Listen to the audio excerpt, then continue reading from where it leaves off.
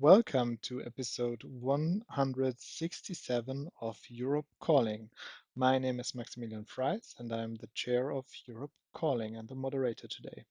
Also like to welcome our four panelists today. You see on the screen and who I will introduce when it's their turn. As you can see from the fridge in the background, I'm in home office today with two small kids that are not in bed yet. So if you hear any kids' voices, that's on me. And let me just start now with showing you a slide where I'll explain what we will do tonight. So we will first have four little input talks by our four guests, 7 minutes each, followed by a discussion with your questions. And as always at Europe Calling, you can ask your questions on Slido. And since we are over 500 people over the evening, or will be, you can rate the questions of the others. So we get a rated list and can ask the questions that are interesting for most of you. And we also have interpretation. You're now hearing my voice in English, but soon the interpreters will take over and you can also choose this. And if you want to listen to this video in German, you can do that too on YouTube and the podcast.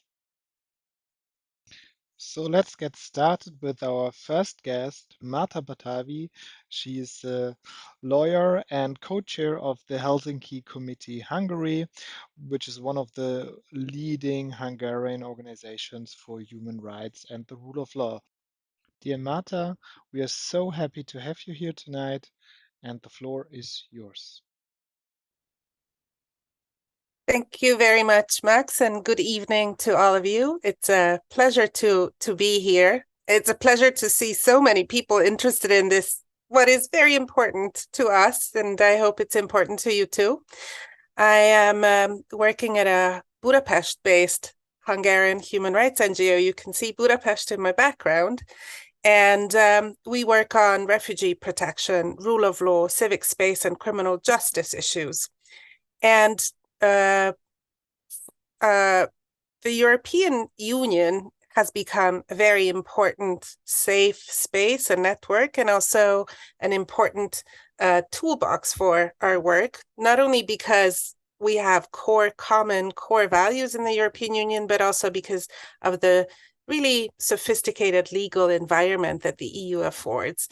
And the reason why this change has come about in our Hungarian work is because you probably have all heard about democratic decline in Hungary, rule of law erosion, and of course this affects civil society organizations too, particularly those that advocate for better rule of law and human rights protection.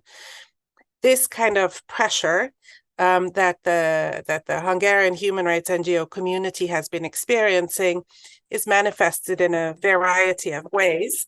And to give you some examples, there have been laws passed that have labeled organizations for the kind of funding they receive. They have made it more restrictive to talk about certain issues. The Hungarian government has actually rolled out funding to smear organizations through propaganda media, and also has made it very difficult to access certain kinds of funding, certainly public funding. One could say it's almost inaccessible for human rights work in Hungary. So the European Union has been very important to us, but we also, of course, have seen with concern that these kinds of pressures on civil society space or democracy are not only present in Hungary, but are also creating almost a single market for liberal practices within the European Union. And so we've seen how over time, our partners, our friends, the human rights sector in Europe is very often experiencing pressure. The Fundamental Rights Agency of the EU has just published a really interesting update just a week ago that also describes the various types of challenges that human rights organizations face around Europe.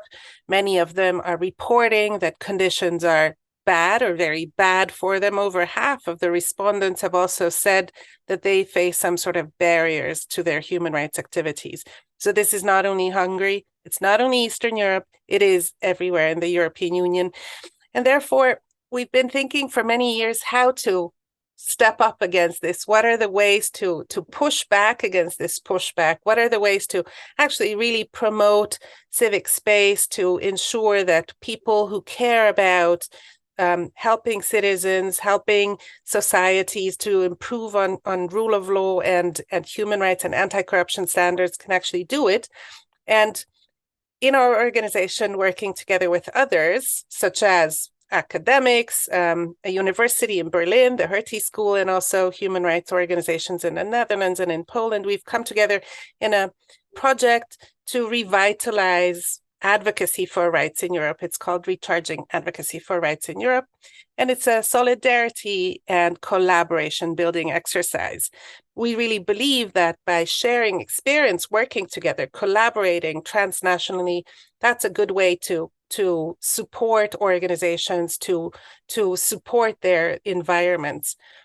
But also, this transnational collaboration is not enough. And this is why the RARE group has also, along with many others, have been calling for legal and policy instruments at EU level to fortify civil society space, to really create an enabling environment across the European Union, to use EU law as an additional layer of protection for civil society organizations.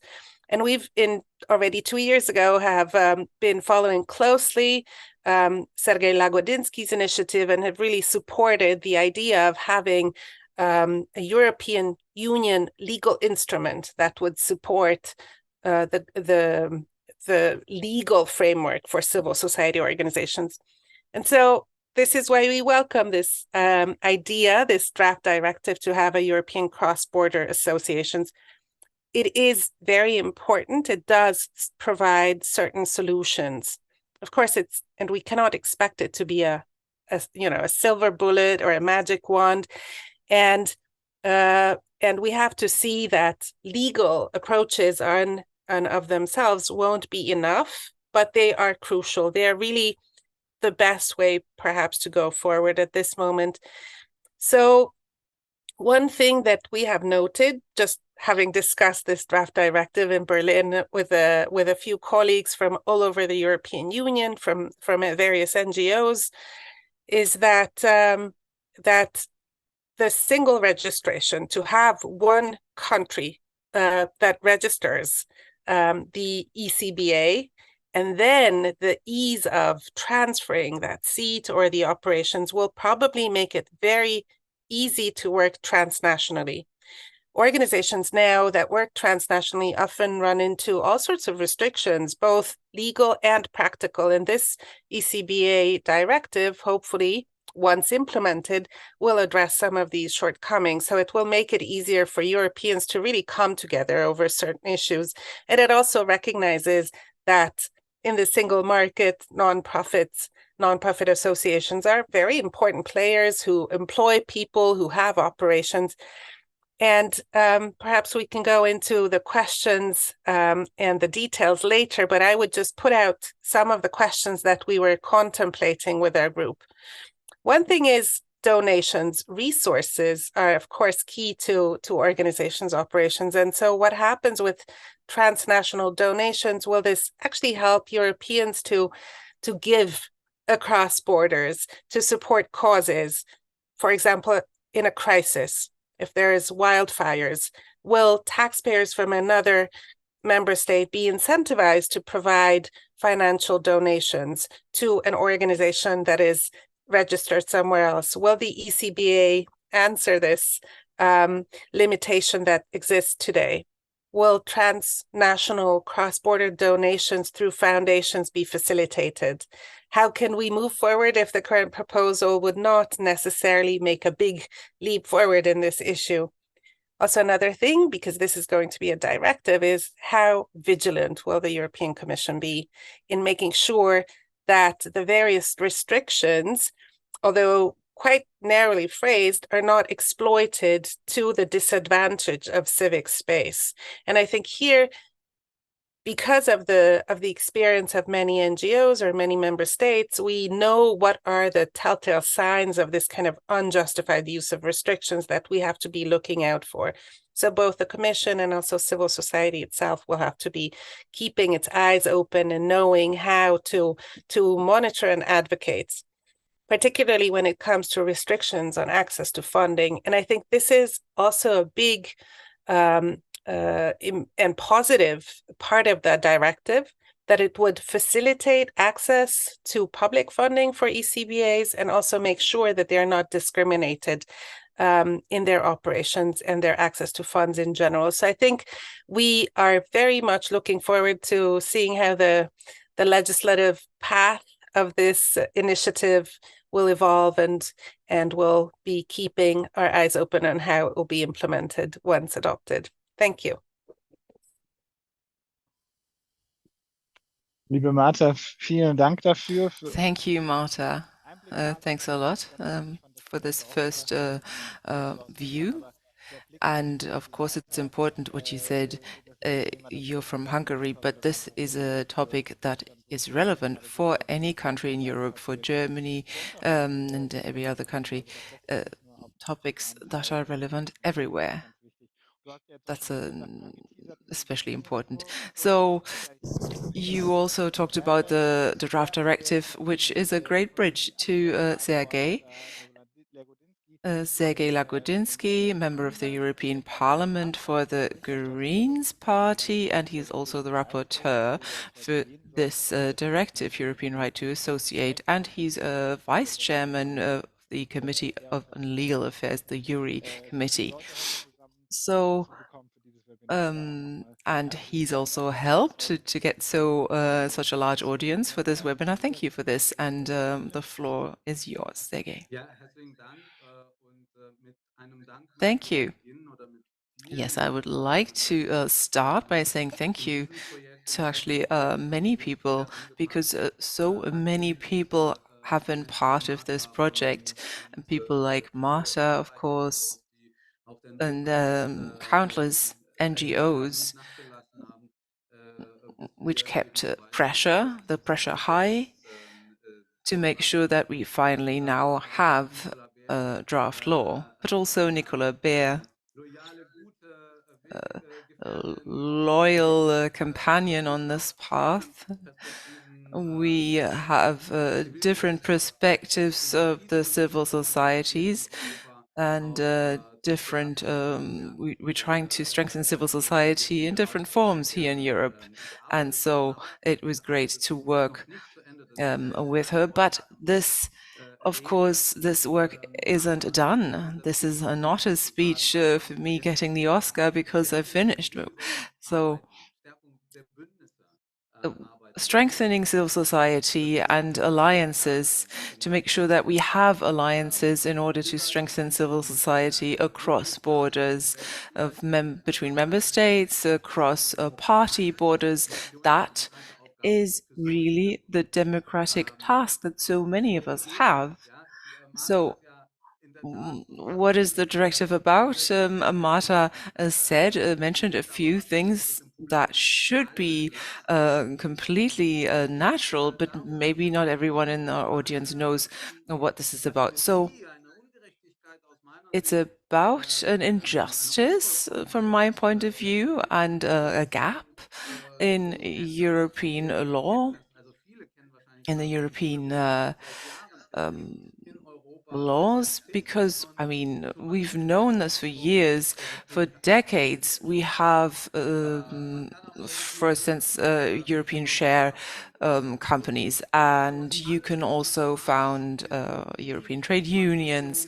Anything that has to do with the market, with profits, you can have at the European level. But civil society has been fighting for 30 years, and also the European Parliament, sometimes even the Commission, to make sure that we get something similar for non-profit associations.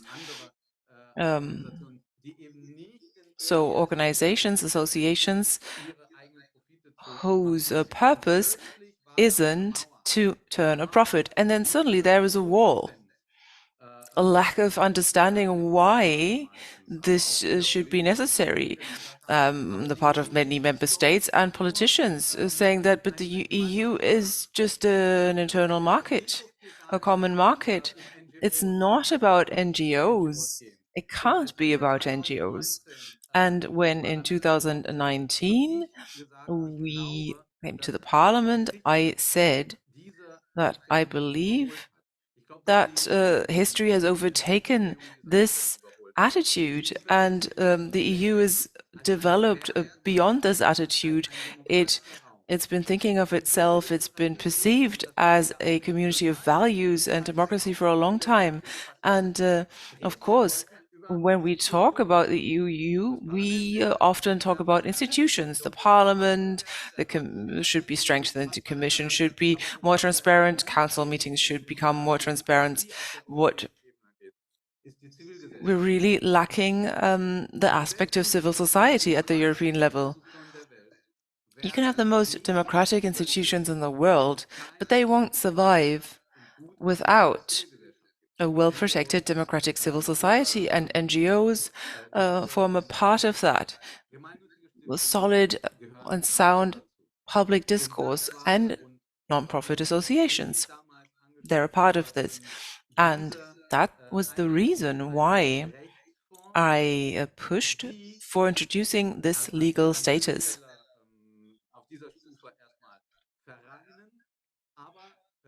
At first for associations, but I also believe for non-profit foundations in the longer term, to give them a European legal status, a European identity. And now we've had support from Nicola and many others with our proposals, and we've finally been successful. We've drawn up 2 legal proposals, and you remember the Parliament does not have the right to initiate legal proposals. We can just nudge, but the Commission has now taken over this this proposal, so they've drawn up their own draft proposal for introducing the legal status of an ECBA, European Cross-Border Association. Just let me think, the speaker says, he's trying to remember the meaning of the acronym. Yes, European Cross-Border Associations. So that's the Commission's acronym for it, ECBA, and the title. It's a legal status that has to be registered in a member state. But as soon as an ECBA has been registered and you only need 3 founding members, but they have to want to act across borders, transnationally. So as soon as they're registered, it'll be a European institution, organization, and so they could move to a different member state. And we know these examples because many associations, institutions had to flee Budapest, actually flee Hungary. They had to move. So for these organizations, that would have been a real help because they wouldn't have had to deconstruct everything and reinvent themselves once they've left the country and restart in a different country. So once you've got this status, you cannot be discriminated against when funding is concerned. And that's another real life example. Because again, Hungary, but there are different examples. But of course, Hungary is the one that we all know. So we know that NGOs should even be in Hungary, they were supposed to have to pay an extra tax because they had received funding from the US and tried to help refugees. So that's a type of discrimination against NGOs, and that's what we want to prevent by adding this regulatory level of a European association. And I'm coming to the end. And that would achieve the 2 objectives that I have with this that I find the most important. So first objective, we can make civil society more European, take one more step to achieve that. At the moment, if you have an association, for instance, with German and Polish members for one common European goal, I'm just picking that example because I'm responsible for Brandenburg, which is the border region with Poland. They have to decide, do they want to be a Polish association or a German association? And so mentally, it doesn't feel European for them. It feels like a national association, but having a sort of a European purpose. And we're changing that. It'll then now be possible to establish a European association. And my second objective is the protection function. These organizations will at least have the hope that they won't arbitrarily be attacked by their own, let's say, Orbáns and Kaczynskis at the national level. I mean, that might be a little bit polemic. I'm not saying it's just Poland and Hungary, but we have seen what happens when you leave associations free and vulnerable to national attacks. So that's another thing we can stop with this proposal.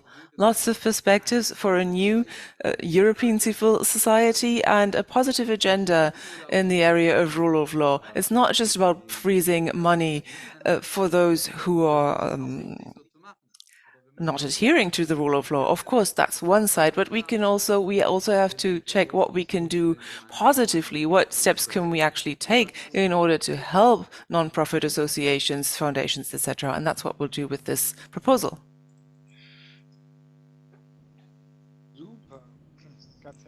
Great. Thank you so much, Sergey. So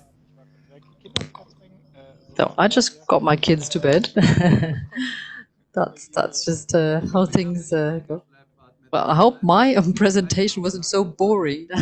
It's like a good night story. No, I mean, just perfect. Just perfect.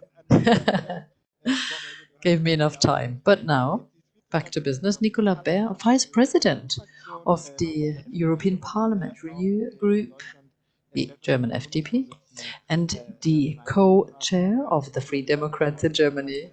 Nicola Bernd, I'm so happy to have you here tonight. Welcome. I'm looking forward to what you have to say. Well, thank you very much. Well, the co-chair, I'll have to correct you there. Actually, I gave that up, but don't worry. Just let me add that I'm moving towards new places, towards new ideas and challenges, also always at the European level. When I heard that this is about strengthening the European citizens and the space for them, European associations, I was so happy to hear that experts had gotten together, and it's something very tangible. You know, we heard from Budapest, we heard the examples what human rights organizations go through. But every single one of us, when we think about non-profit, about volunteering, we all have a great number of very tangible ideas or examples that we can think of. Just think of what's happening around us, the very difficult international situation. So we see initiatives flourishing to provide help fast to Ukraine. There's so much voluntary work and donations in kind, or people put others up. They provide a roof over their heads. So various organizations join hands to work together, also private companies or state entities. They're very happy that there is such a thing as this commitment from civil society. They join ranks in providing medication or in-kind support, like covers for a cold winter, or provide cars and trucks for transport, or even more recent, humanitarian EU help to make sure that Gaza is provided with the necessary help. So flights to Egypt by air, so a bridge by air, making sure that people get the basics, that they have clean water and something to eat. And it wouldn't be possible without the donations and other, be it money or in other ways, but also the support of non-profit organizations, for example, those looking after the families of Israeli victims, and also find the money for that. So these are very tangible, very concrete examples for the commitment, for what people can start to help others, and it just shows that it's so important. Airlift, that's a decision by government, but people like you and me, we can help in a European context. So I'm convinced that the centerpiece of our society, this is something, it's the glue of society. That's the fact that citizens look after one another. They're committed to overcome challenges and to meet the needs. So these are citizens, they're not waiting for others to chip in, for the state to settle things, but they take over responsibility. They take ownership to turn our society into a better place and to ensure a better future for all of us. And I think it's become very clear that voluntary work means that we learn how to solve problems. We get better solutions than if it was just one institution or entity at state level who has that competence and responsibility. It's important to not forget networks, cooperation, all forms of cooperation and collaboration. That's what it takes to get together. And I'm sure that without the contributions and the work that we see from associations and voluntary unions, we would be poorer. At political level, we wouldn't be so close to citizens, and we wouldn't know what was going on around us in a timely manner. So that's why it's important that in Europe we see this variety, this diversity of civil society organization, and make sure that they have the space for that and they have the freedom to thrive. We heard Márta give examples.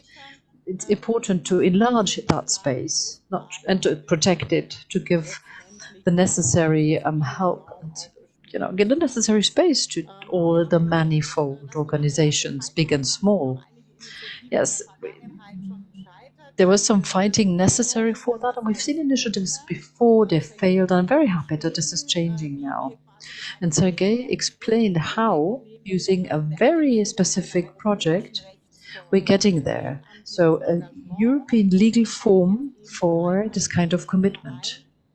So a European cross-border association for them to come about. So we managed to put pressure on the Commission to get things going and to agree and to approve the fact that, yes, these kind of organizations have a unique talent. They can bring forward and support and speed up commitment on citizen side. They can even replace the state's work, or they can, come in a complementary manner to add to what the state has to offer. And also in the field of competition politics, why not to hear citizens? And it's important, once this legislation package has been approved, not to forget that, yes, we need this European cross-border association. Let's hope we get there. The first step was done, but there's room for improvement, I have to say. I'm talking to Sergey and other colleagues, and we agreed that we're still, banging against walls, as he just said. A European cross-border association, yes, but what is its legal form? There are European foundations, but that's a different model and setup and structure. Do you need a capital for such a foundation to finance this kind of voluntary work, be it in a social or educational or environmental field?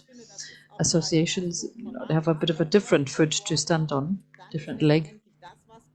So what we are lacking in total,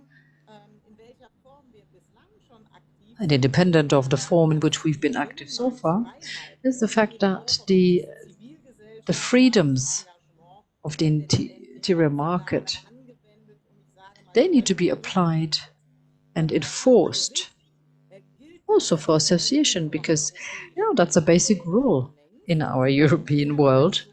It's been there for a long while. So why is this so important? what we see in civil society, the commitment, the voluntary work, whatever field you're looking at during the COVID pandemic, climate change, digitalization, health, education, there are no national borders to that anymore in our times. Perhaps in the past, an institute might have been founded in one given member state, but we always have European links and approaches. So national borders, when it comes to acting together, this really is obsolete. However, the foundations that do not choose a new legal form, so the foundations that we already see, they hit totally unnecessary wall, I think. And difficulties. They have, administration, there's so much red tape in fiscal terms if they want to go abroad or do cross-border work, or changing the headquarters of a foundation. It's not easy. Or to donate in a cross-border manner, or perhaps merge with a number of associations. That still bears a lot of challenges. So these are barriers that need to be done away with, because of them we see failure of citizens' commitment, or they might eat up money that we'd rather spend for educational or human rights projects. And we've seen case law by the European Court of Law. So we have this one hand side, the industry earning money, etc. That we know the rules, etc. for the interior market. But the same thing is necessary in the civil society field. Here, the civil society stakeholders face a disadvantage. So we have to keep our sleeves up. We need to stay active. We need this kind of support for our voluntary workers and for cooperation in our civil societies. And this is where we must not stop, I believe. We just have to keep working on that to make sure that we will see this directive come to light and be implemented, because in any form of civil societies working together, it is of great relevance. I think there's many people who'd like to get engaged, who'd like to commit themselves to a good cause and do some work, but there's so many barriers, and first you need to do away with the barriers, and then you find new barriers. Sometimes it's very old, with the institutions or foundations with a long history.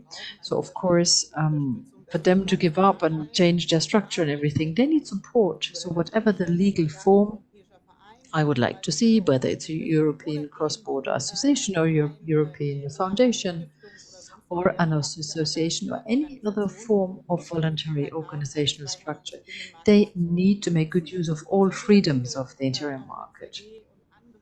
Our catalyst, our vehicle, Sergey and others agreed on, that's the definition of the non-profit structure in the interior market. So once I've been accepted as a non-profit organization, the same rules apply as for the interior market, because that needs to be accepted in all member states. All the rules there are, be it cooperation and donations or changing the headquarters, then I have legal security.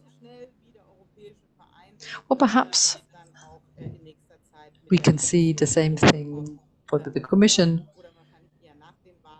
It's perhaps rather after the European elections, but I'm getting there. And we have strong partners, so I think that we can pass on the baton after the European election. Thank you so much. Well, thank you. That was an important contribution, the topic of the European foundations and different types of legal forms. So maybe take another look at Slido.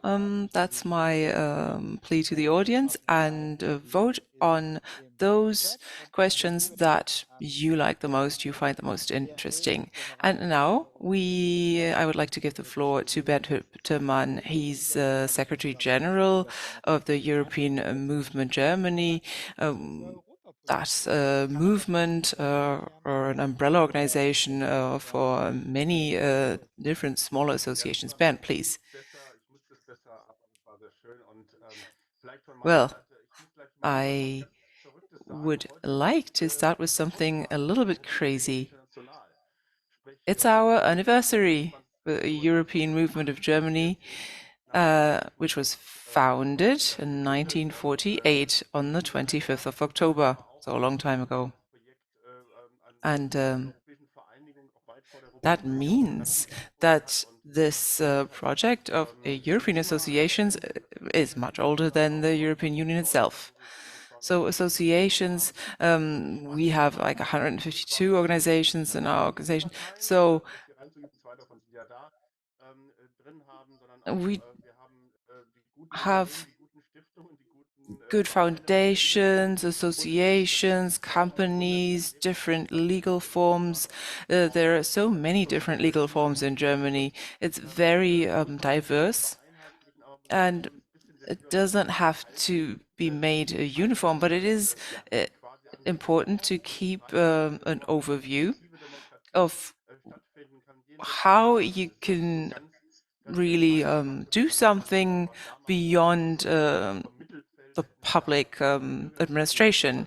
So this type of organizing civil society, it's not always been seen as a good thing. In the 80s, it was kind of something that was perceived negatively. But this legal status means that you also have some protection, and Márta has mentioned why that is important to do at a European level. So I would like to talk about this from a German point of view. So the Commission has made a great proposal on the basis of great pressure and great content from the European Parliament. Well, we don't know if in the Council there's actually going to be a majority. It's probably going to find that it's not going to get through like this, but it's a good proposal that the EP started with, and also liking the Commission. And I think it's correct to start with European associations. If you started out with foundations right away, that would maybe be too much. So, but you're already saying that that's another important next step, and of course I agree with that. So this our basic position on this, we're definitely in favor. Also in terms of non-profit organization, but there's something very toxic, but I'll come to that later. And I would also like to say something about the possible traps there and how we see the proposal. So these are the topics I'd like to talk about.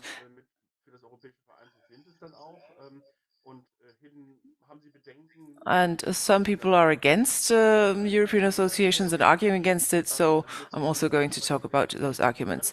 So we've been following this debate for a long time and been having a clear position. And in the consultation process, we've really have all our organizations were also in favor, even if it wasn't always easy to have a uniform position here, but we've tried to speak one voice. But it's not just an economic type of proposal, it has to be broader. We don't want this clear separation between companies and civil societies, because we want a sort of a gray area, and everyone who's interested in democracy in Europe should be a target group. For me, that's a very important element. It has to be a democratic process, and we, and me personally, as EPT, but also me personally, saying that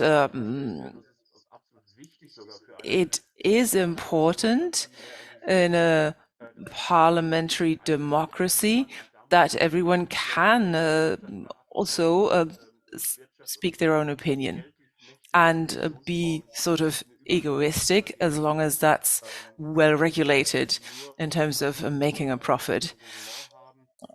So some people are just committing and acting without profit, but we want a level play field here. And Márta has spoken on that, and also Sergey, that said that, so if you have one individual member state where we have bad government, how can we then from the European level step in and maybe stop some things? And another important point, democracy negotiations.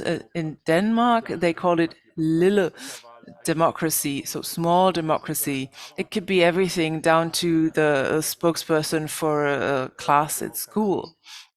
So it's just an element of live democracy.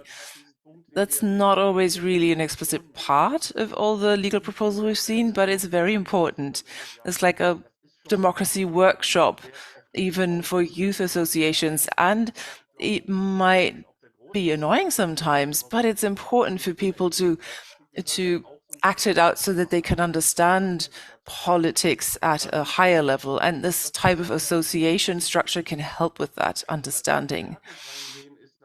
And so to speak about the way we evaluate the proposal is very good, also realistic. To start with association law, that's a good idea. This is about administrative rights, which is important. Maybe what's missing here in the proposal is this non-profit statute at the European level. Maybe there should be some basic reflections on what does non-profit even mean. It's not always clear, even in Germany. Not every association that can be registered as a non-profit association is really completely 100% non-profit. So you have to be a little bit careful here to be step carefully when you start this debate. And then you have this transposition period, 7 years, 2020. Well, maybe then retroactively there could be issues if not everyone can meet the same standards. But all in all, we see it positively. So Germany is just one of many member states, of course. We'd have to be in favor so that we can get this framework law. I don't know if you know, but if you look at the Federal Bundesrat homepage, there's been a committee about this. They said treaties are just about the internal market. It's about economic issues. We can't start regulating non-profit associations.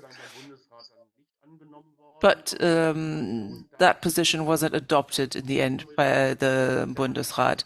But that just shows that there is a lobbying taking place by larger associations. I'm not going to name and shame them, but some of them may be members in our European movement.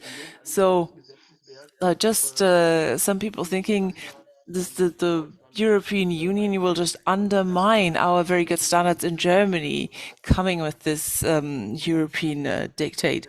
So maybe people have to be convinced, because they may be a little bit afraid that the European Union will adopt legal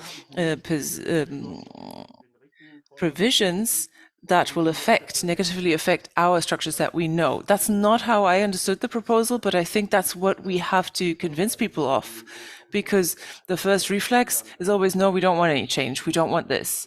So I think we as the European movement will contact those organizations directly. So if you have any doubts, look at it more closely, because we are promoting these proposals at the national level, because a lot of it is just a question of understanding it better and debating it well so that the proposal has a chance to survive. I mean, that's more or less all I wanted to say. I thought that these three components were really interesting, and also to see that this is something that's being supported across parties. I am also a volunteer for the, I'm on the board of Transparency International Europe, and we also talk about fighting corruption. And so now we have a system on several levels that has to be accountable, in terms of transparency and clean legislation. And that means another important point in terms of level playing field and equal opportunities for all actors means that legal instruments also have to be equivalent, which is important if you are in favor of European parliamentary democracy. It should be possible in such a democracy to use a lobby registers that we have in more and more places, also at the national level. You can look at the different structures and say, well, that kind of structure is okay, and this kind of structure maybe isn't okay, so that you have an overview of all the legal options that are there and what purpose they are usually used for. So we could say, so if everyone just make sure that they're organized in the right way, then they can also benefit from it. And then there'll be a competition between good ideas. And I think that's one of the most important elements of a pluralistic parliamentary democracy. Thank you. Thank you to Bernd. Thank you to everyone. So let's talk to our audience. And we have many questions. We've received many questions. I'm going to just take one or several questions and ask our panelists. You can also raise your hand if you want. So we can have several speakers if you'd like to, because we don't have too many people. So let's start with the top voted question that Bernd sort of kind of already answered. Thilo says the Committee for Foreign Affairs has said that they wanted to reject this directive. So will the Bundesrat actually be the reason why this proposal will fail? But Bernd already said that the Bundesrat hasn't adopted this, so that's okay. But we have Greens and Liberals on our panel. So what about the federal parliament, the Bundestag, the other chamber in Germany? How much support do we have at this level, at the lower house of parliament, for this proposal? And then another question that's asked in English. So they're saying it's a directive for a directive, not a regulation. So member states will have to transpose it into national law. So what about those member states who don't really want it? Like, for instance, the whistleblower directive, it's taken ages in Germany to transpose it. So they may just drag their feet forever and ever. So it's a little bit about German politics, but also about transposition times. And Márta, I'm sure, can say something about that. So Sergey will start, or Nicola? Sergey, please. So if Madam Vice Chair would like to, Vice President would like to start? No, okay, that's fine.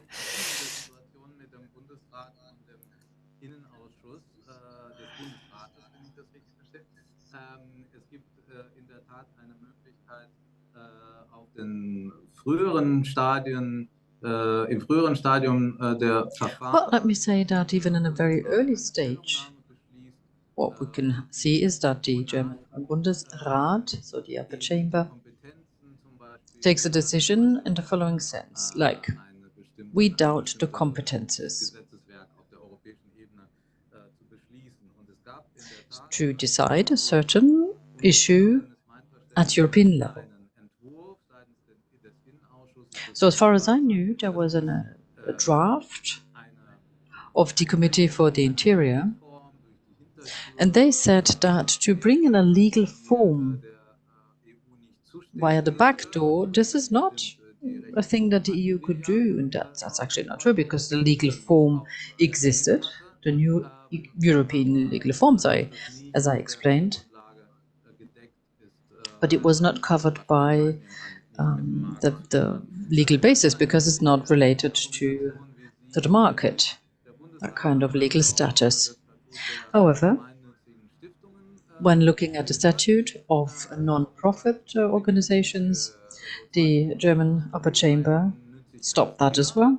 So I could call him a killer of non-profit work, the upper house, the Federal Council in Germany. And actually, the upper house refused the statement, so there was not a majority to be found. So one major point is that, yes, now we see a change in thinking. People are at a different level. They see the EU at in a different way.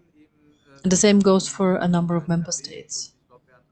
And as the other speakers mentioned, Nicola, Bernd, certainly, in the coalition agreement, this is something that was stipulated, without doubt. And Nicola and myself, we were in the negotiation teams on both sides. So all sides agreed, all three parties agreed that we would like to see a European association. And what's more, we would like to see them recognized. Foundations and the fact that they do non-profit work. We want it recognized at cross-border level, or at least make it easier for that to be recognized. Now, having said this, we now live a different reality. So if till the end of the mandate we cannot finish the trilogues, so if everything drags on and then Hungary will take over the presidency, Márta saying hi here, hi to Budapest. What's going to await us then once Hungary's got a presidency? Well, Poland, well, let's hope Poland will be in a different situation. We will see elections at German federal level for the German parliament and everything. So it's a marathon. It's not a sprint to get there. It takes some stamina. And Daniel, who brought up this idea, he was one of the founders or the person who shaped this idea. So I remember we discussed this before I ran as a candidate, and this subject was something that the two of us would discuss. Yes, it's a directive. The fact that it's a directive, this is just a pragmatic way by the Commission to approach the matter. And I share that because it doesn't help if we trust regulations, because we don't have unanimity, in the voting in council. So there will be no regulation. So a directive makes more sense as a legal base. As, first of all, this legal base is the basis for the interior, for the common market. So it's the basis for a common market. And here I think the German upper house, the Bundesrat, will have a harder time to say, no, there's not the necessary competence. And we do not need unanimity for the final voting. So step by step, one thing at a time, we are building a joint civil society. It's not an easy task, but I think we're on the right path. Thank you very much. Just very quickly. So unanimity in council, yes or no? Does Hungary need unanimity or not? Sorry, Nicola. Nicola, yes. I agree. I think what's important really is that we have never been so close as we are now, because given the work, given so many people who go for voluntary work, and people like Leah and others at European level, I think on the ground, people have realized why this work is so important. And I remember the first discussions in the group of the Greens. Not everybody was as open as you are. So you're looking at the interior market, and then you mix this with non-profit. So it didn't go down well. So people say, well, there's voluntary work on the one hand, and then there's profit work, paid work. But it's about all the freedoms of service, freedom of capital, freedom of movement, any freedom that the interior market provides that should be available to those who choose voluntary commitment. So that's a good sign. Once the old historic forces have started their work and they've received a no. So at the moment, we have a large majority also in the German parliament. So I'm quite optimistic.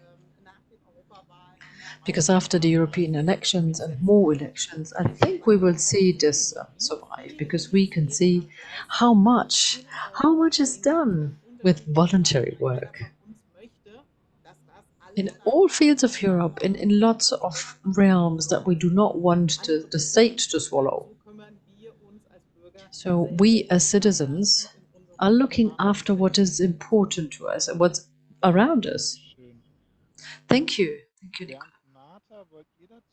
Márta and Bernd, would you like to contribute?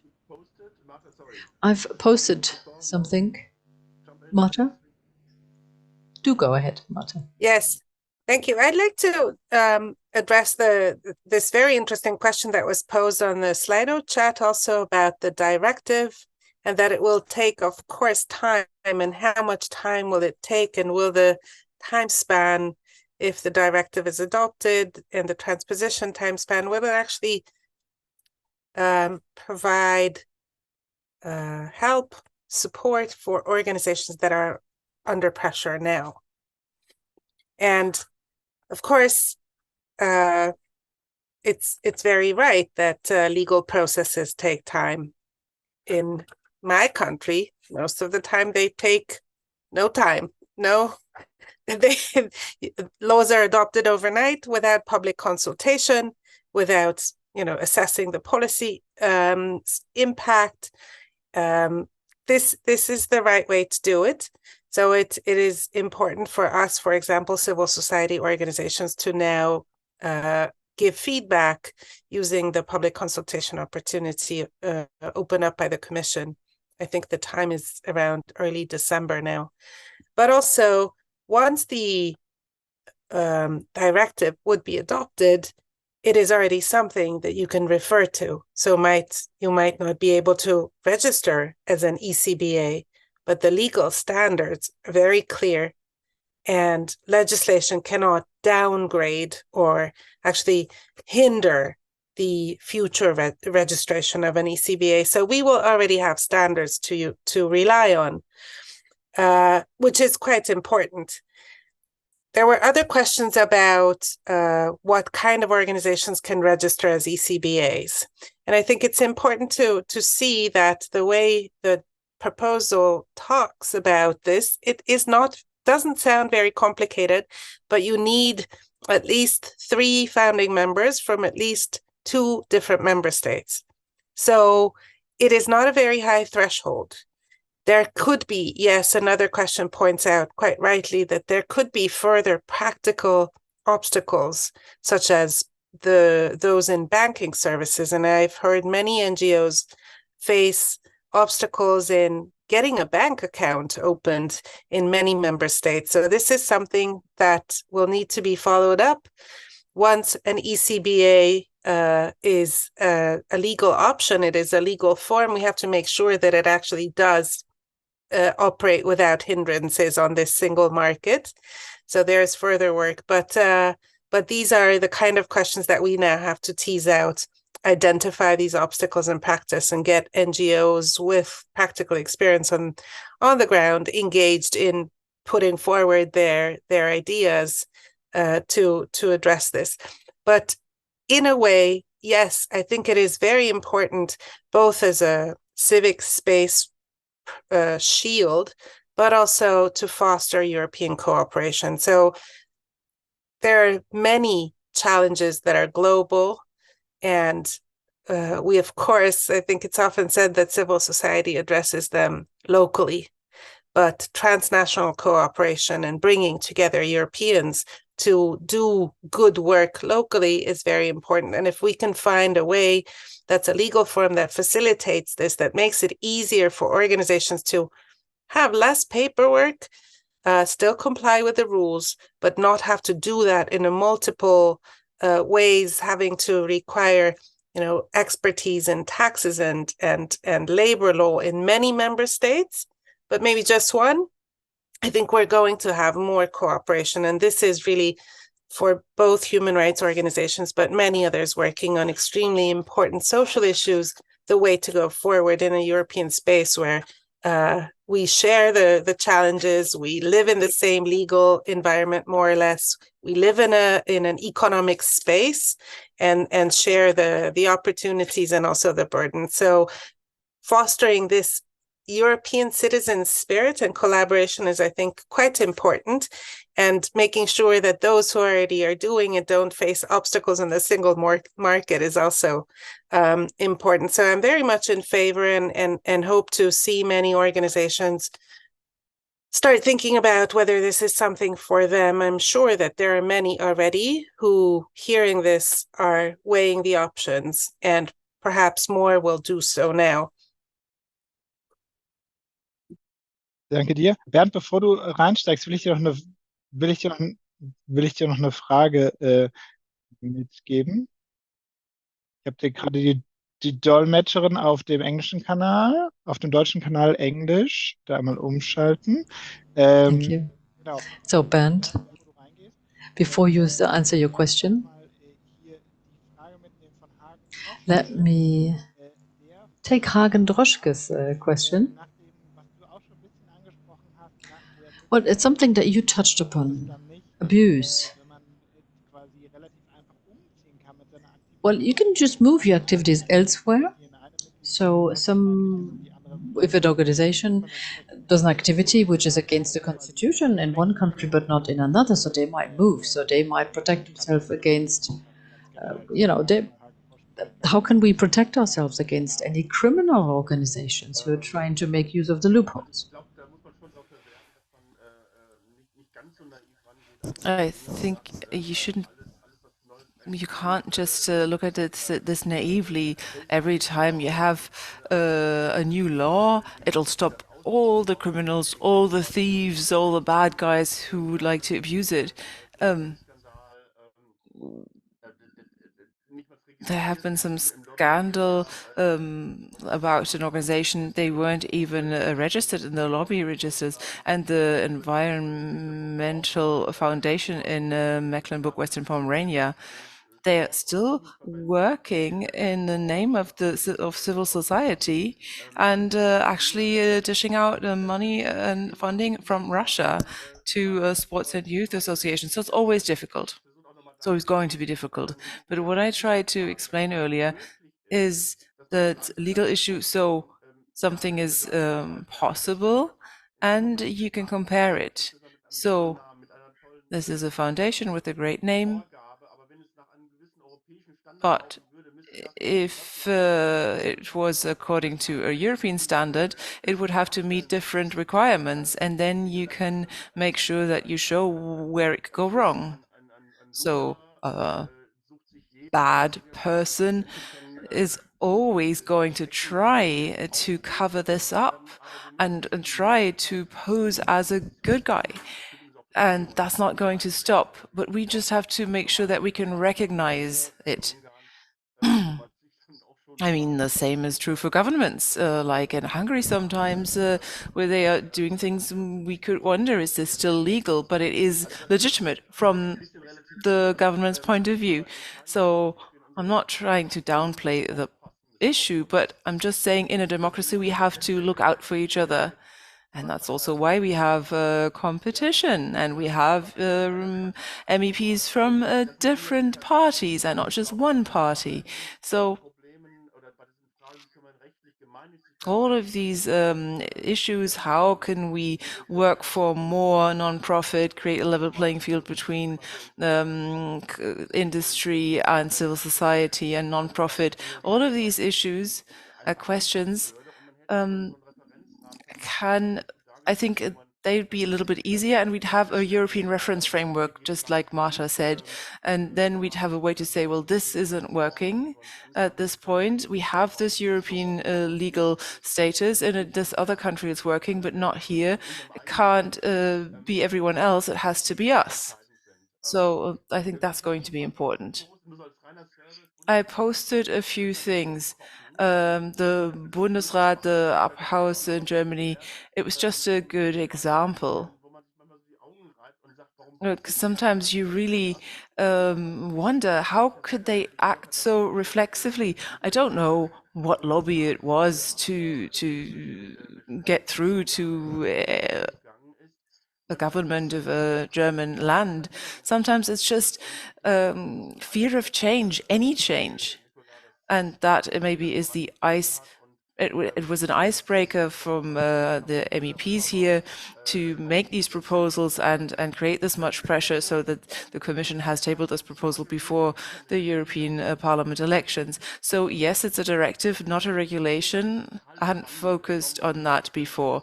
And I mean, Jean Monnet was really an entrepreneur. He was selling cognac, but he also liked people and he wanted peace. So he just, but in principle, he just wanted to sell cognac.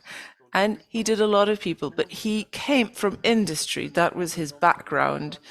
And the Jean Monnet method was to try to use the internal market to also like connect people across borders. And of course, that's always been one of the goals of European integration.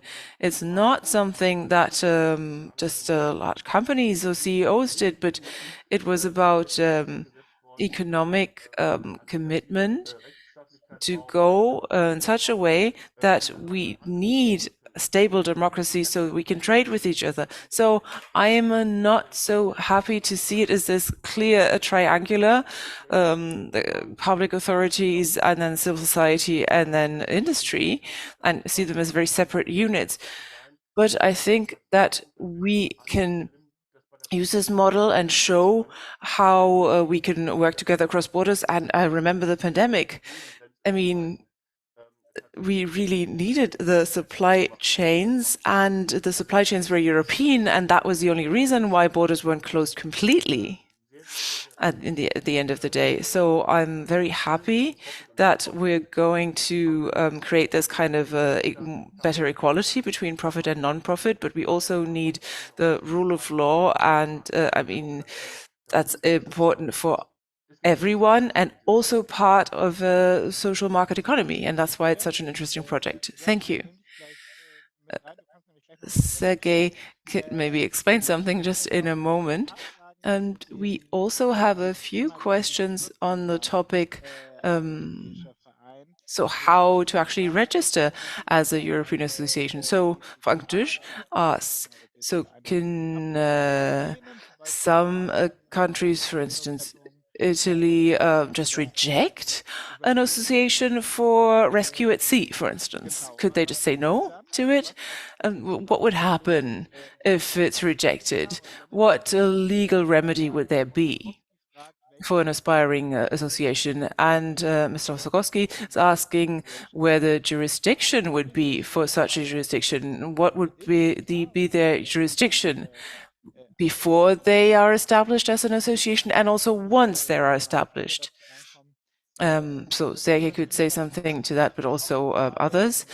I think that's an interesting question. And then also, I mean, Europe Calling, our think tank, is also usually looking across borders. And so very concretely, what would be the definition of their cross-border activities? Would it be enough to have European webinars like we do? I mean, would we then lose our national legal form and just replace it with the European legal form? Or would it be like a double legal form? How would it work in practice? So the details, these are really the very practical, detailed question. Maybe Sergey could start on this. Oh, thank you. Now I feel like the legal consultant I am. But disclaimer, this is not an official legal consultancy. So let me start with the question of whether we need a unanimous decision. The Commission has used two legal bases, which is great for us. One, the classic Article 50, freedom of establishment. And of course, that's obvious. This association should have the freedom to establish itself across borders. And then there's another legal basis, Article 114, internal market, enabling the internal market or completing the internal market. And we also hinted at that in our report, and the Commission has built it up further. Associations, which is also something for the Bundesrat, associations are part of any internal market. Of course, they are connected to the market, to the internal market at the latest, at the very latest, when they order their ballpoint pens, but even before that. So the Commission has presented this proposal 2 days ago in our committee, and that's when I mentioned the foundations, and they said, yes, okay, yes, sir, we'll try. But they also said, the Commission said the same that Bernd said, a free market, free internal market also needs civil society or the commitment and action of all of the society. It's not just an ATM for you to take cash. And so that's why I don't understand what Bernd also said, that non-profit associations have nothing whatsoever to do with an internal market. And that would be my appeal to everyone to really refute this argument, because that's a very damaging discourse, that civil society action doesn't have anything to do with the internal market. That should be rejected. But so this second legal basis, Article 114, means that we do not need a unanimous decision by the Council. So that was my answer to the first question. And then there was another question. Well, for instance, how about a member state accepting this application to establish as an association? And you gave the example of Italy. So we are going to propose amendments to the Commission's proposals in order to make it clear, make it more clear, and I'm going to do that as a rapporteur. But we also have the beginnings of that in the proposal by the Commission anyways. So they have a list of all the things that the countries can ask for. So 3 founding members from 2 countries, which is quite a low threshold.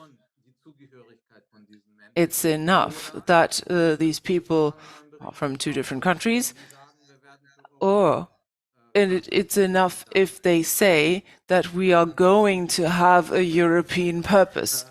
So very broadly, it could be anything really. And in the Commission proposal, there's also a ban on adding further requirements.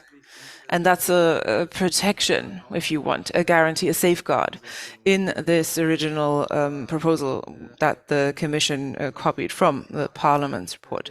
So then there was another question about jurisdiction. We'd have to think about that. I mean, it'd be a national jurisdiction, but you could then step it up to the European Court of Justice.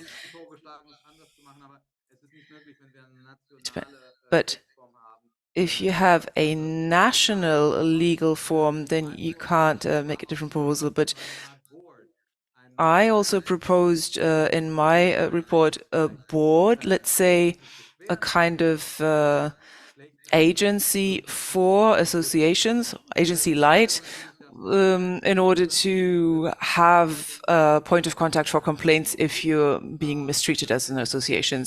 But that's not part of the Commission's proposal, but maybe we can get it in.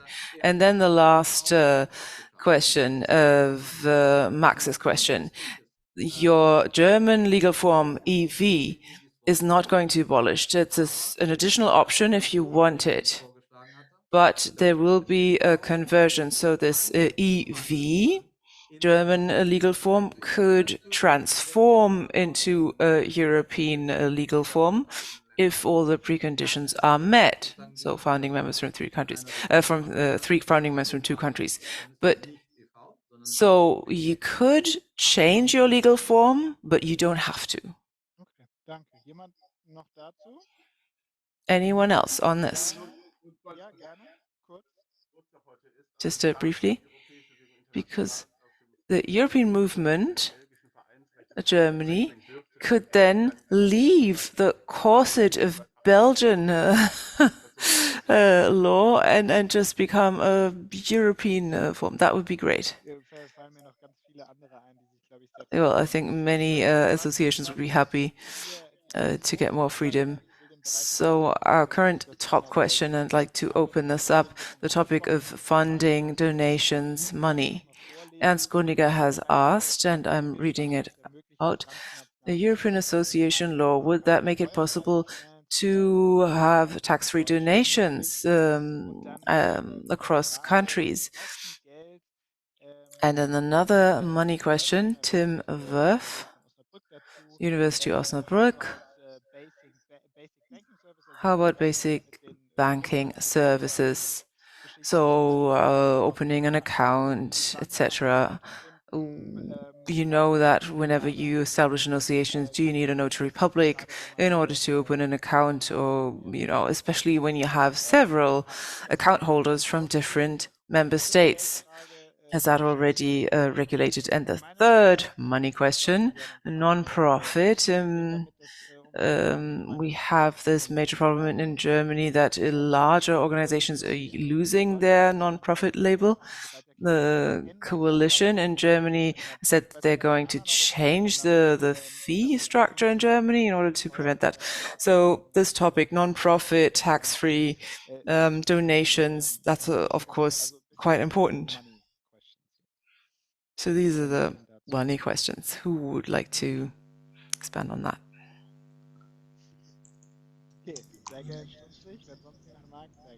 Sergey, Okay, Sergey. please. Off you go. Yes, of course. Well, I'm happy to provide an answer. You know, working on that. Well, we didn't touch any tax issues with our reports, and I think the Commission's not going to do so either, because this is national competence, taxes, and that would make us vulnerable. I originally suggested that, yes, the non-profit issue, this is something I would have liked to bring up in the report, and for me, for Nicola, for others. So sort of lifting this on a European level, these standards of non-profit work. So my approach has always been, and it will always be the same, and I'll continue in the same vein with amendments, that on the one hand we have the money aspect of profit or non-profit, but also it's about recognizing non-profit work. It doesn't have to be related to taxes.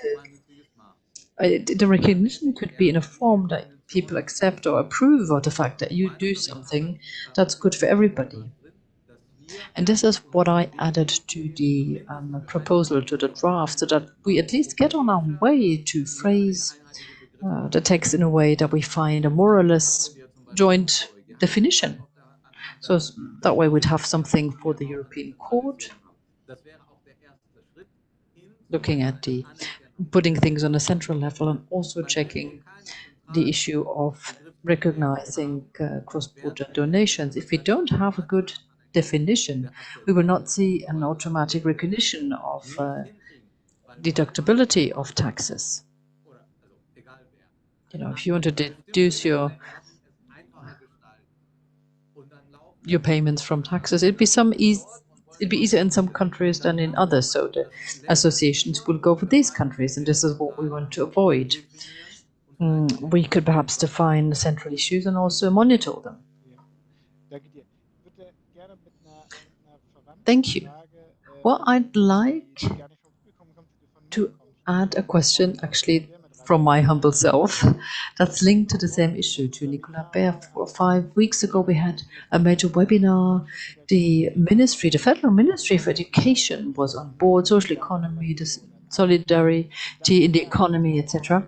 So often we find that they have different legal forms. There's also a Europe chapter in the strategy. So looking back at the discussions that you had on the European right to associate, remember anything? What is the news here on social economy? Have you had talks here recently in Spain, for example? It is one big issue. Yes, indeed. At the European level, it's a very hot debate. So we have colleagues who regularly work on this issue. And this is one of the reasons why it's so important to start having a European definition on non-profit work. It's not going to cover everything, but we just have to understand that even if we have a European association, a cross-border association, perhaps also foundations cross-border at European level, not everybody will want to change the legal form, but we have to see that these are different kinds of worm. You know, we recognize the fact that an association is non-profit, so not every association has these noble aims or non-profit aim. Perhaps in some cases, authorities granted the status as a non-profit organization too quickly. Perhaps these are organizations that, in a hidden manner or not so hidden manner, finance terrorism. So, of course, in that case, the non-profit status must be revoked once it's proven that no, they are not protecting human rights or they're not serving society in any other way. But as I said, this is a different level again. So we've got a legal form. And the other question is, am I a non-profit organization under whatever legal form? And of course, we have companies, we have economic operators who do voluntary work or support such associations or run their own foundations. So there are different forms. We want to have as much diversity and want to have it as lively as possible to bring in the citizens. And that's why the Commission's proposal is indeed a major stepping stone, a building stones, because with NGOs like Márta's NGOs, that way we will help them to avoid difficulties. So yes, they can settle somewhere else, of course, but they can be active, they can work in every member state, because once the registration is done, it's possible. And there isn't much of a barrier or hurdle. It's like the same thing I need for a European Citizens Initiative with signatures. 2 different countries, not 7, and it's just 3 participants, not a million signatures. So it really takes 3 people, 2 different member states. So that hurdle, that barrier is very low. So yes, we do have an opportunity to open up pathways, to open up channels. So that's a major point. And yes, we see a lot of support from civil society, step by step. And this is something I think is really important. Thank you very much.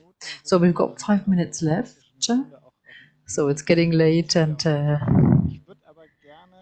we just want to avoid to run late. But there's a set of questions. We have 3 questions. We received a number of votes. So political parties. Stefan wants to know. So how about political parties? In some countries, they have the same structure as NGOs. So what would that mean for these political parties? And Chibwin, Ecolo from East Belgium wants to know, well, how about transnational lists at the European elections? Mina Kamara wants to know, well, how about other trade unions, for example? So perhaps enlarge the perspective. European civil society, as Nicola explained, these are foundations, but also the economic operators. It's more than associations. We have trade unions and political parties, that's true. And often they're very close touch with civil society. There's a very close link, so perhaps are we out there then, or is this not an option? Or what would be further steps in that field? We have an ex-national head of list here. Well, with the transnational lists, it's got nothing to do with that. That's a different kind of worms. We have seen a proposal for European voting right by the European Parliament, and we voted in favor with a large majority. We prefer European list rather than transnational. So start with European list, at least for a part of the European Parliament. So basically make this a start, the first stepping stone, so to speak. So this is something that, yes, we will have to discuss. So it's one of the few points where we as European Parliament, when it comes to voting rights, we could come up with our proposals. We don't have to wait for the Commission to take this up.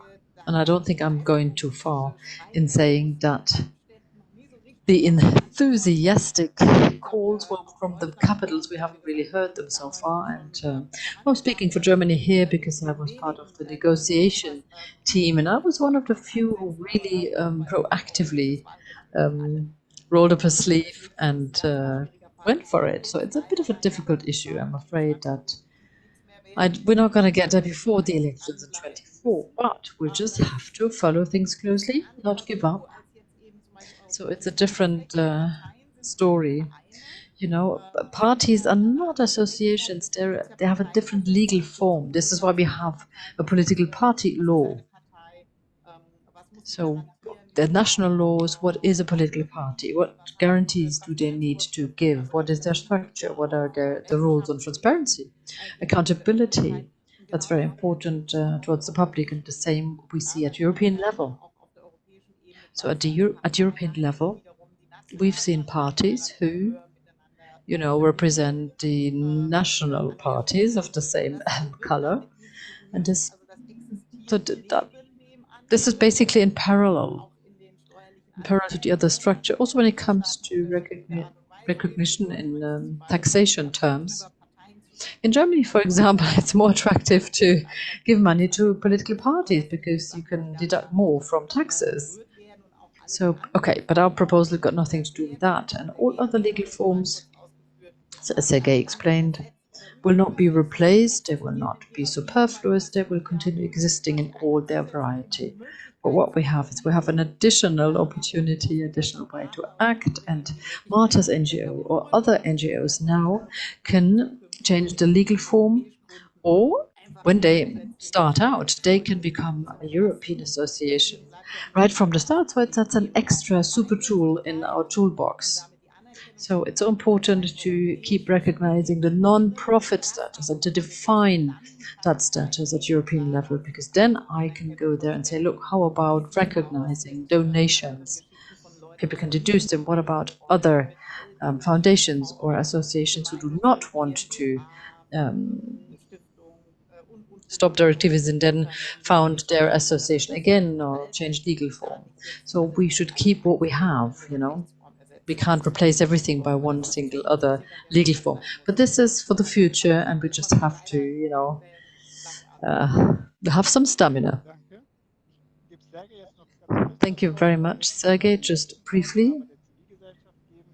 And then finally, Márta and Bernd, and then Sergey just very briefly, and then somebody else. Well, just to add something, also in my proposition.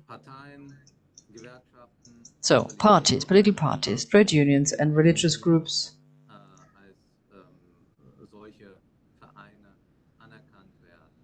and other forms that are not really recognized as associations, but it's possible that members in such an association can have a certain legal form. We have to check what also it might be a compound or some might join ranks so that we have a so-called European umbrella organization. Perhaps we could have an extra seminar on that. Okay, great. So just Bernd now, and then Márta to finish. I mean, you also asked some questions and you had some criticism and you said what's missing, and you've now heard a lot from Sergey and Nicola. So what do you think now? Have your questions been answered, or do you still have any questions? But if you could keep it brief and conclude, and then we'll finish. Bernd, please. Well, I am happy that the good Budapest will have the last word here. So this careful approach, I think, is very interesting because it also shows that it is clear where the hard points are. So what's a foundation? What's an association? What are all these other legal forms? There are so many different answers, and as I said, the bad guys are going to abuse that, and there are risks. So we do need to be careful and differentiate and step carefully. And I'm going to have to look this up, but the Fifth Republic in France did not even have any association law. So they had the death penalty and they did not have association law. So we now already have a kind of Europeanization in our member states. Some sort of back to the roots. We had the guilds in Cologne, other structures in Italy. It's not completely new, but now we would like to create a situation where these basic democratic principles like organized civil society and legal security and a non-profit are going to set up at a European level. So I have lived in Cologne, and let's say carnival associations are listed as non-profit associations, but in Berlin, let's say, they would never have thought that that's something that's a civil society organization, non-profit. But in Cologne, we know that. So these are all things where we may have our preconceived ideas, and that's why it's so good to think about this carefully. Our associations really are a little bit afraid of what could happen if we have a European rule of what a non-profit means.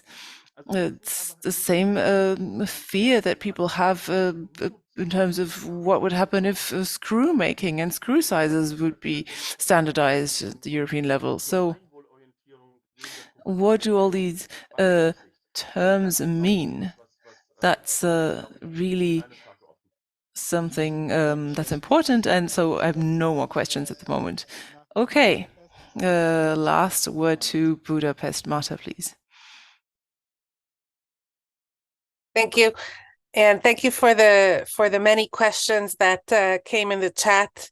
I took a lot of notes and I got some answers, but yes, as all of you have pointed out, there's a number of questions. Some of them will be related to the implementation, the transposition process, and how this will work in practice. So we'll find out that once this directive is really something that organizations are using and transforming into ECBAs. But until then, when it comes to this joint definition, so obviously the resources, the cross-border access to resources is a key issue for civil society, for any organization, to be able to become European in the sense of cross-border collaboration. You need to support that with resources.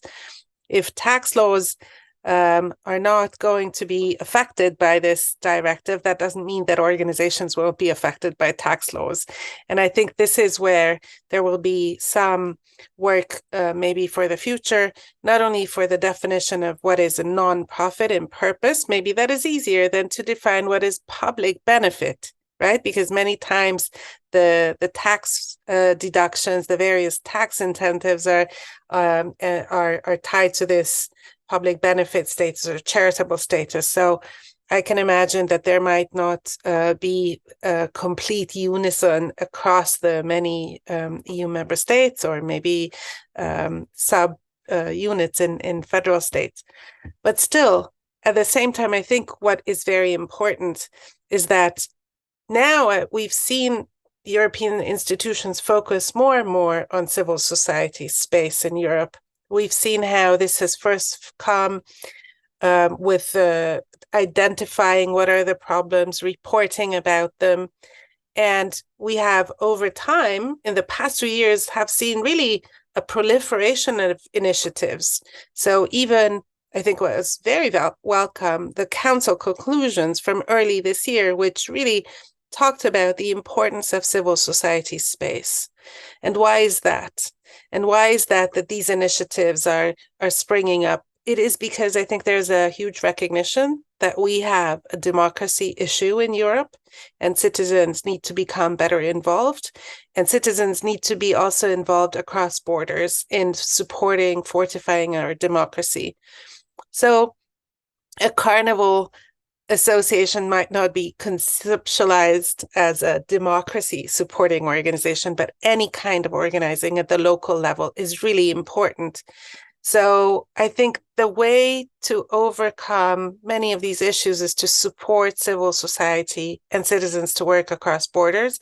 And this directive is actually going to make that a little bit easier by giving some organizations who would want to do this on a regular basis the opportunity to do this with less administrative burdens. And I think that can bring quite a lot. We'll be able to see how this works out maybe a few years down the line and make some changes to the directive. But I think it is important to start the legal process that can complement the many other initiatives already existing at EU level.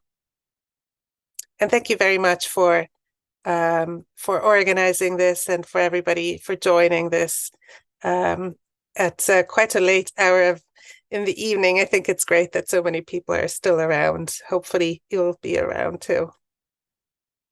Ja, es war wirklich sehr, sehr stabil. Ich sage auch nochmal Yes, we still have our audience. That's great.